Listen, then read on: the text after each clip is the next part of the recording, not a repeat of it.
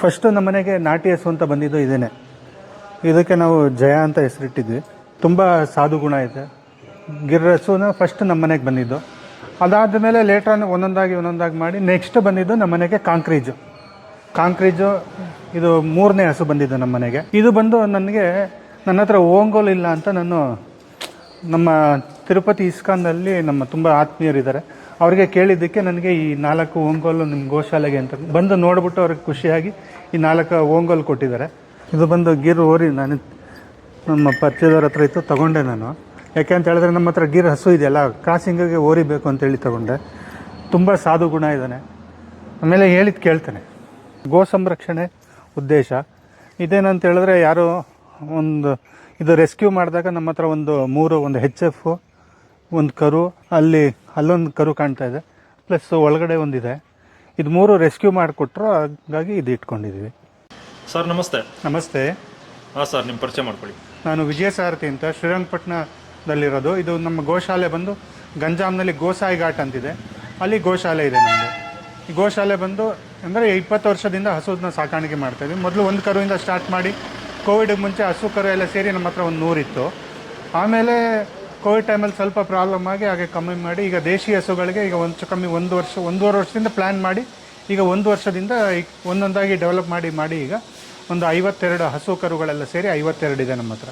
ನಮ್ಮ ಹತ್ರ ಬಂದು ಗಿರ್ ಇದೆ, ಕಾಂಕ್ರೀಜ್ ಇದೆ, ಮಲ್ನಾಡ್ ಗಿಡ್ಡ ಇದೆ, ಪುಂಗನೂರು ಇದೆ, ಆಮೇಲೆ ಸಾಯಿವಾಲ್ ಇದೆ, ಓಂಗೋಲ್ ಇದೆ, ಆಮೇಲೆ ಆ ಥರ ಎಲ್ಲ ದೇಶಿ ತಳಿಗಳು. ಆಮೇಲೆ ಮಲ್ನಾಡ್ ಗಿಡ್ಡ ಇದೆ, ಇದು ಹಳ್ಳಿ ಕಾರು ಸಹ ಇದೆ.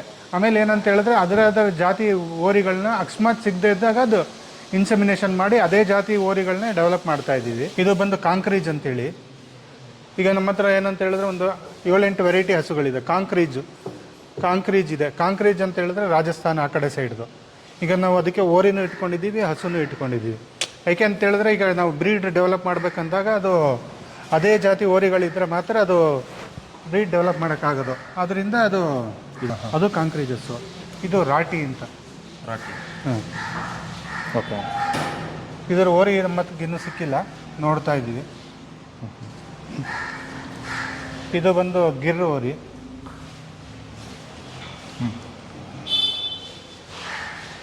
ಇದು ಬಂದು ಮಲ್ನಾಡ್ ಗಿಡ್ಡ ಮತ್ತು ಅವರು ಯಾರೋ ಗಿರು ಮತ್ತು ಮಲ್ನಾಡ್ ಗಿಡ್ಡ ಕ್ರಾಸ್ ಆಗಿ ಈಗ ಮಲ್ನಾಡ್ ಗಿಡ್ಡ ಓರಿ ಇದು. ಇದೆರಡು ಬಂದು ನಮ್ಮಲ್ಲೇ ಹುಟ್ಟಿದ್ದು. ಆ ವೈಟ್ ಹಸು ಅದು ಪಕ್ಕದ ನೋಡಿದ್ರಲ್ಲ, ಅದರದ್ದೊಂದು ಅದ್ರ ಪಕ್ಕದೊಂದು ಒಂದು ಓರಿ ಇದೆ, ಒಂದು ಹಸು ಇದೆ. ಇದು ಕಾಂಕ್ರೀಜ್.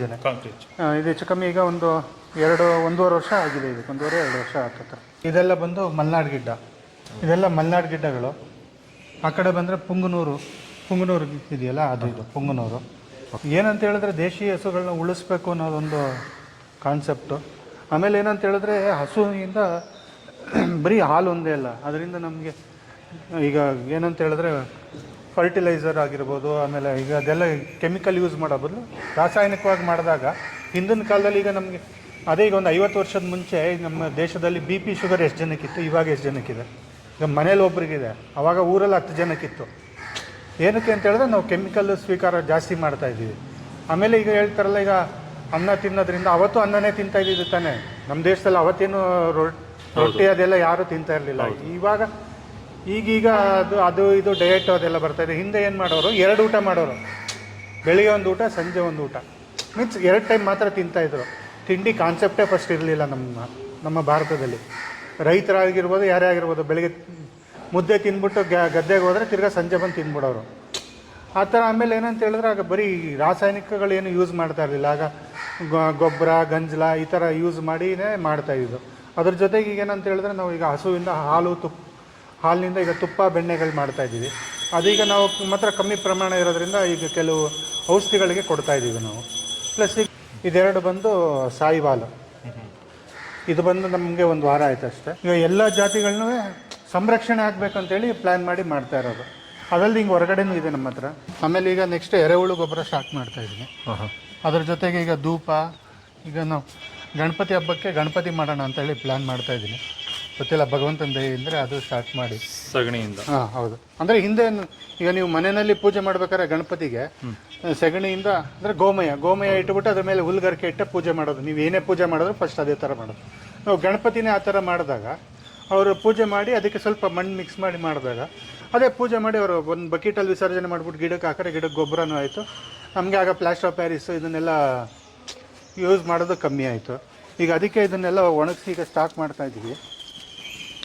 ತೊಪ್ಪೆನೆಲ್ಲ ಒಣಗಿಸಿ ಇಟ್ಕೊತಾ ಇದ್ದೀವಿ. ಈಗ ನೆಕ್ಸ್ಟ್ ಇದರಲ್ಲಿ ಇದೆಲ್ಲ ಸ್ಟಾರ್ಟ್ ಮಾಡಬೇಕು. ಮಾಡ್ತಾಯಿದ್ದೀವಿ.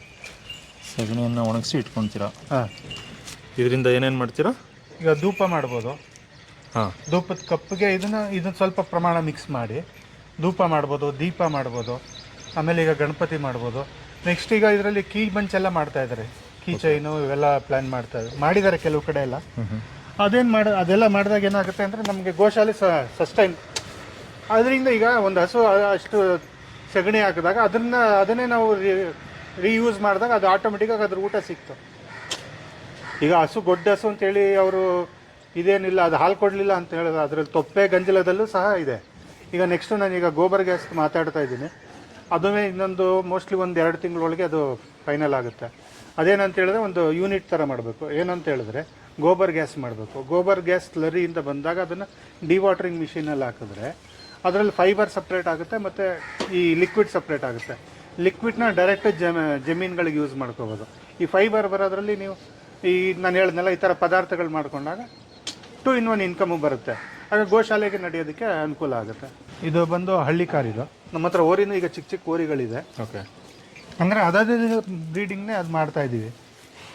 ಇದು ಬಂದು ಮಲ್ನಾಡ್ ಗಿಡ್ಡ.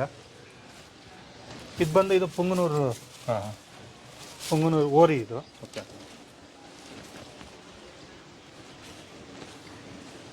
ಇದು ಬಂದು ಗಿರ್ ಓರಿ. ಹಿಂಗೆ ಎಲ್ಲನೂ ಬ್ರೀಡ್ಗಳನ್ನ ನಾವೇ ಡೆವಲಪ್ ಮಾಡ್ತಾ ಇದ್ದೀವಿ. ಇಲ್ಲೆಲ್ಲ ಒಣಗಿಸ್ತಾ ಇದ್ದೀವಿ. ಒಣಗಿಸಿ ನೆಕ್ಸ್ಟ್ ಬೈ ಪ್ರಾಡಕ್ಟ್ಸ್ಗೆ ಅದೆಲ್ಲ ಪ್ಲ್ಯಾನ್ ಮಾಡ್ತಾ ಇದ್ದೀವಿ. ಅದು ಯಾರೋ ಇಟ್ಕೊಂಡ್ಬಿಟ್ಟಿದ್ರು ಕಡಿಯೋಕೆ ಹೋಗ್ತಾಯಿತ್ತು ಅದು. ಹಂಗಾಗಿ 2-3 ಇದೆ ನಮ್ಮ ಹತ್ರ. 3 HF ಹಸು ಇದೆಯಾ? ಹಾಂ. ಅಲ್ಲೊಂದಿದೆ, ಅಲ್ಲೊಂದಿದೆ. ಹೌದು. ಒಳಗಡೆ ಒಂದು ಜೆರ್ಸಿ ಇದೆ. ಇದು ರೆಸ್ಕ್ಯೂ ಆಗಿರೋದಾ? ರೆಸ್ಕ್ಯೂ ಆಗಿರೋದು. ಇಷ್ಟು ಚಿಕ್ಕದನ್ನು ಕೂಡ ಏನು ಕಸಾಯಿಖಾನೆ ಕೊಟ್ಟಿದ್ರ? ಚಿಕ್ಕದು ಇಲ್ಲ ಅದು ಅದು ಗಂಟ್ಕರನ? ಇಲ್ಲ ಹಸುನೇ ಅದು. ಓರ್ಗರ ಹಸುನ ಯಾಕೆ ಅಷ್ಟು ಚಿಕ್ಕದು ಕೊಟ್ಟಿದ್ದಾರೆ ಗೊತ್ತಿಲ್ಲ. ಅಲ್ಲ ರೆಸ್ಕ್ಯೂ ಮಾಡಿ ಬಂದಾಗ ನಮ್ಮ ಹತ್ರಕ್ಕೆ ಬಂತು. ಹಂಗಾಗಿ ಅದೊಂದು 3 ಇಟ್ಕೊಂಡಿದ್ವಿ. ಓಕೆ. ನನ್ನ ಹತ್ರ ಫಸ್ಟ್ ಹೆಚ್ಚು ಕಮ್ಮಿ ಹೇಳ್ತಾ ಇದ್ದೀನಲ್ಲ, ಒಂದು ಹಸು ಕರು ಎಲ್ಲ ಸೇರಿ 100 ಇತ್ತು. HF ಜರ್ಸಿನೇ ಇದ್ದಿದ್ದು. ಅವಾಗ ಫಸ್ಟ್ ನನ್ನ ಹತ್ರ ದೇಶಿ ಹಸು ಕಾನ್ಸೆಪ್ಟ್ ಗೊತ್ತಿರಲಿಲ್ಲ. ನಾನೊಂದು 20 ವರ್ಷದಿಂದ ಶುರು ಮಾಡಿದಾಗ ಸುಮ್ಮನೆ ಒಂದು ಕರು ಯಾರೋ ಒಂದು ಕರು ಸಾಕಬೇಕು ಅಂತ, ಅಂದರೆ ನಮ್ಮ ತಾತ ಅವ್ರ ಕಾಲದಲ್ಲೆಲ್ಲ ಹಿಂದೆ ಸಾಕ್ತಾ ಇದ್ರಂತೆ. ಆಮೇಲೆ ಕಾಲಕ್ರಮೇಣವಾಗಿ ಕಮ್ಮಿ ಆಯಿತು. ಆಮೇಲೆ ಒಂದು ಸತಿ ಒಂದು ಕರು ಶುರು ಮಾಡಿ ಆಮೇಲೆ ಆಗ ನಾವು ಹಾಲು ಅದರಲ್ಲಿ ಬೆಣ್ಣೆ ತುಪ್ಪ ಮಾಡಿ ಮತ್ತು ಮೈಸೂರಿಗೆಲ್ಲ ಹಾಲು ಸಪ್ಲೈ ಮಾಡ್ತಾಯಿದ್ದೆ ನಾನು. ಮೈಸೂರು ಲೋಕಲೆಲ್ಲ ಹಾಲು ಸೇಲ್ ಮಾಡ್ತಾಯಿದ್ವಿ. ಆಮೇಲೆ ಲೇಟ್ರ್ ಆನ್ ಬಂದು ಆಮೇಲೆ ಕೋವಿಡ್ ಟೈಮಲ್ಲಿ ಸ್ವಲ್ಪ ಪ್ರಾಬ್ಲಮ್ಗಳಾಯಿತು. ಆಮೇಲೆ ಅದು ಸ್ಟಾಪ್ ಮಾಡಿ ಆಮೇಲೆ ಬೇಡ ಅಂತ ನಿಲ್ಲಿಸಿದ್ದು. ಆಮೇಲೆ ತಿರ್ಗಿ ಈ ದೇಶಿ ಹಸುಗಳ ಕಡೆ ಶಿಫ್ಟ್ ಆಗಿದೆ. ಈಗ ಮೊದಲು HF ಹಸು ಸಾಕ್ತಿದ್ರಲ್ವಾ, ಅವಾಗ ನಿಮಗೆ ಆ ಹಾಲಿನ ಬಗ್ಗೆ ಮತ್ತೆ ನಮ್ಮ ಹಳ್ಳಿಕಾರ ಹಸು ಹಾಲಿನ ಬಗ್ಗೆ ಮಾಹಿತಿ ಇರಲಿಲ್ಲ. ಈಗ ಏನನ್ಸುತ್ತೆ ಸರ್? ಇಲ್ಲ, ಇದರಲ್ಲಿ ನಿಮಗೆ ಹೆಲ್ತ್ ಬೆನಿಫಿಟ್ಸ್ ಜಾಸ್ತಿ ಇದೆ. A2 ಮಿಲ್ಕಲ್ಲಿ ನಿಮಗೆ ಹೆಲ್ತ್ ಬೆನಿಫಿಟ್ಸ್ ಇದೆ. ಅಂದರೆ ಇದರಲ್ಲಿ ಏನಂತ ಹೇಳಿದ್ರೆ ನಮಗೆ ಈಗ ಕೆಲವು ಏನಾಗುತ್ತೆ, ಈಗ HF ಜರ್ಸಿನಲ್ಲಿ ಕುಡಿಬಾರ್ದು ಅಂತ ಹೇಳೋಕ್ಕಾಗೋದಿಲ್ಲ. ಈಗ ಇರೋದೇ ಜಾಸ್ತಿ ಅದು. ಅದರಲ್ಲಿ ನಮಗೆ ಈಗ BP ಶುಗರ್, ಕೆಲವ್ರಿಗೆ ಶುಗರ್ ಬರ್ತಾ ಇರೋದೇ HF ಜರ್ಸಿ ಹಾಲಿಂದ ಅಂತ ಕೆಲವ್ರು ಹೇಳ್ತಾರೆ. ಬಟ್ ಅದು ನನಗೂ ಕರೆಕ್ಟಾಗಿ 100% ಗೊತ್ತಿಲ್ಲ. ಆ ಥರ ಕೆಲವು ಹೆಲ್ತ್ ಬೆನಿಫಿಟ್ಸಲ್ಲಿ ನಮ್ಮ A2 ಮಿಲ್ಕಲ್ಲಿ ತುಂಬ ಇದೆ. ನಾನೇ ಈಗ ಹೆಚ್ಚು ಕಮ್ಮಿ ಸುಮಾರು ಜನ ಔಷಧಿಗಳಿಗೆ ಕೊಡ್ತೀವಲ್ಲ, ಆಮೇಲೆ ಚಿಕ್ಕ ಮಕ್ಕಳಿಗೆ ಕೊಡ್ತೀವಿ. ಅವರ ಡೆವಲಪ್ಮೆಂಟ್ಸು ನೋಡಿದ್ದೀವಿ, ತುಂಬ ಚೆನ್ನಾಗಿದೆ. ಆಮೇಲೆ ಕೆಲವು ಡಾಕ್ಟ್ರುಗಳಿಗೆ, ಆಯುರ್ವೇದಿಕ್ ಡಾಕ್ಟ್ರುಗಳು ಕೆಲವು ಔಷಧಿ ಮಾಡೋದಕ್ಕೆ ನಮ್ಮ ಹತ್ರ ಬರ್ತಾರೆ, ಕೇಳ್ತಾರೆ. ಅವರಿಗೆ ನಾವು ಬೆಣ್ಣೆ ತುಪ್ಪನ ಕೊಡ್ತೀವಿ. ನಾನು ಒಂದಿಬ್ಬರಿಗೆ ಮಾತಾಡ್ತಾ ಇದ್ದೀನಿ. ಅವರು ಬಂದು ನಾರ್ತ್ ಇಂಡಿಯಾದಲ್ಲಿ ಟ್ರೈನಿಂಗ್ ತೊಗೊಂಡಿದ್ದಾರೆ. ಹೆಚ್ಚು ಕಮ್ಮಿ ನಮ್ಮ ದೇಶೀಯ ಹಸು ಪ್ರಾಡಕ್ಟ್ಸ್ಗಳೇ ಒಂದು 150-200 ಪ್ರಾಡಕ್ಟ್ಸ್ ಮಾಡ್ತಾರಂತೆ. ಅವ್ರಿಗೆ ಮಾತಾಡ್ತಾ ಇದ್ದೀನಿ. ಬಟ್ ಅವ್ರಿಗೂ ನಮಗೂ ಕನೆಕ್ಟಿವಿಟಿ ಸರಿ ಹೋಗ್ತಾ ಇಲ್ಲ. ಹೇಳಿದ್ರೆ ಈಗ ಇನ್ನೊಂದೇನಂತ ಹೇಳಿದ್ರೆ, ಈಗ ಹಿಂದಿನ ಕಾಲದಲ್ಲಿ ದೇಶಿ ಹಸುಗಳು ಮನೆಗೊಂದಿತ್ತು. ಆಮೇಲೆ ನೀವು ಇನ್ನೂ ಒಂದು ನೋಡ್ಬೋದು, ಕೋವಿಡ್ ಟೈಮಲ್ಲಿ ಆಗಿರ್ಬೋದು, ಕೆಲವೆಲ್ಲ ನಿಮಗೆ ಈ ಅಗ್ನಿಹೋತ್ರ ಅದೆಲ್ಲ ಮಾಡ್ತಾ ಇದ್ದ ಕಡೆ HF ಕೋವಿಡ್ ಜಾಸ್ತಿ ಎಫೆಕ್ಟ್ ಆಗಿಲ್ಲ. ಮತ್ತು ಈ ಹಸು ಇರೋರ ಹತ್ರ ಜಾಸ್ತಿ ಕೋವಿಡ್ ಎಫೆಕ್ಟ್ ಆಗಿಲ್ಲ. ಯಾಕೆಂದರೆ ಅದ್ರ ಪಾಸಿಟಿವ್ ಎನರ್ಜಿ. ಈಗ ನಾನೇನು ಹೇಳೋದು ಬೇಕಾಗಿಲ್ಲ, ಈಗ ನೀವೇ ಒಂದು ಸಿಂಪಲ್ ಟೆಸ್ಟ್ ಮಾಡ್ಬೋದು. ನೀವೇ ಸುಮ್ಮನೆ ಒಂದು 10 ನಿಮಿಷ ನೀವು ಹಸುನ ಸುಮ್ಮನೆ ಮೈ ಸೌರಿ ಸುಮ್ಮನೆ ಅದ್ರ ಜೊತೆ ಸ್ಪೆಂಡ್ ಮಾಡಿ, ನಿಮ್ಮ ಬಾಡಿ ನಿಮಗೆ ಮೆಂಟಲಿನೇ ಫೀಲ್ ಆಗುತ್ತೆ. ಅದೇನು ನಿಮಗೆ ಫೀಲ್ ಆಗೋ ಥರ ಗೊತ್ತಾಗುತ್ತೆ ಅದು. ಅದೇನು ಆ ಥರ ಏನಿಲ್ಲ. ಒಂದೊಂದು ಈಗ ನೀವು ಸಾಕೋಕ್ಕಾಗಲಿಲ್ಲ ಅಂದರೆ ನಿಮ್ಮ ಕೈಯಲ್ಲಿ ವಾರದಲ್ಲಿ ಒಂದು ದಿವಸ ಅಥವಾ ತಿಂಗಳಲ್ಲಿ ಒಂದು ದಿವಸ ಆದ್ರೂ ಯಾವ್ದಾದ್ರು ಗೋಶಾಲೆಗೆ ಹೋಗ್ಬಿಟ್ಟು ನಿಮ್ಮ ಕೈಲಾಗಿದ್ದು ನೀವೇನು ದುಡ್ಡು ಕಾಸು ಬೇಡ, ಹಸುನಾರು ನೋಡಿ ನಿಮ್ಮ ಮಾತಾಡಿಸಿ, ಆಗ ನಿಮಗೆ ಫೀಲಿಂಗ್ ಅದು ಅರ್ಥ ಆಗುತ್ತೆ. ಆಮೇಲೆ ಈ ನಾಟಿ ಹಸುಗಳಲ್ಲಿ ಏನಂತ ಹೇಳಿದ್ರೆ ಒಂಥರ ಅಟ್ಯಾಚ್ಮೆಂಟ್ ಜಾಸ್ತಿ. ನೀವು ಒಂದ್ಸತಿ ಅದನ್ನು ಮಾತಾಡಿಸಿ ಇದು ಮಾಡಿದಾಗ ಅದು ರಿಯಾಕ್ಷನ್ ಹಂಗೆ ಮಾಡುತ್ತೆ, ತುಂಬ ರಿಯಾಕ್ಷನ್ ಮಾಡುತ್ತೆ. ಅದು ಮಾಡಿದಾಗ ನಿಮಗೆ ಹೆಲ್ತ್ ಬೆನಿಫಿಟ್ಸು, ನಿಮ್ಮ ಮೆಂಟಲಿ ಹೆಚ್ಚು ಕಮ್ಮಿ ಸ್ಟ್ರೆಸ್ ಹೆಚ್ಚು ಕಮ್ಮಿ 50% ಕಮ್ಮಿ ಆಗಿಬಿಡುತ್ತೆ.